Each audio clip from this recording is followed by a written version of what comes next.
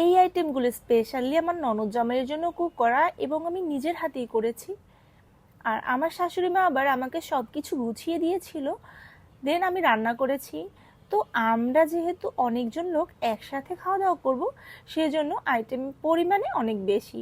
এখানে একটা মাছ 2টা সার্ভিং ডিশে সার্ভ করা হয়েছে, যে এই মাছটা সবার খুবই বেশি পছন্দের এজন্য। আর এখানে আমার ননদ জামাই কাকা শ্বশুর তারা খাওয়া দাওয়া করছে অলরেডি। এর আগে সবার খাওয়া দাওয়া ডান, ওরা একটু বাইরে ছিল এজন্য ওদের আসতে লেট হয়েছে।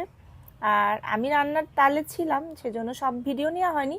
আর এখানে আমি আবার কাচ্চি বিরিয়ানির আয়োজন করছিলাম।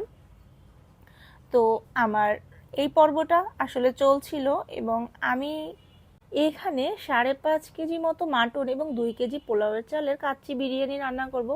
সে কারণে আমার রান্না করতে কিন্তু অনেক বেশি সময় লাগছিল, যদিও আমার দুপুরে খাওয়া দাওয়ার রান্না বান্না ডান। এবং এখানে সবশেষে আমার শাশুড়ি মায়েরা খেতে বসে পড়েছে, তারা খাচ্ছিল, ওদিকে আমার চুলায় রান্নার কাজ চলছিল।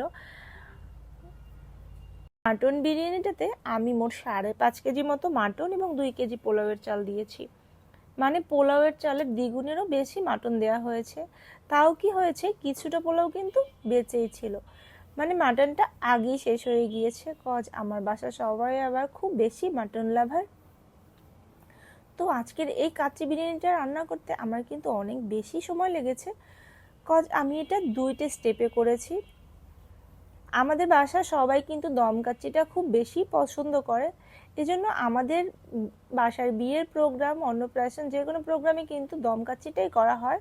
আমরা কাচ্চিটা বেশি প্রেফার করি। বাট অনেকেরই এবার এটা পছন্দ না হওয়ায় আমি প্রথমে মাটনটাকে ভেজে কষিয়ে দেন দমে দিয়ে দিয়েছিলাম, যাতে করে মাটনের জুসিনেসটাও বজায় থাকে এবং বিরিয়ানিটাও সবার পছন্দ মতো হয়। তো এই হচ্ছে আমার বিরিয়ানির ফাইনাল লুক। যদিও মোবাইলে এর কালারটা অত ভালো আসেনি। তো আমার ননদ জামাইয়েরা এবং ননদিনীরা সবাই খেতে বসে পড়েছিল, আর আমার শাশুড়ি মা এবং কাকি শাশুড়ি তাদেরকে খাবার সার্ভ করছিল।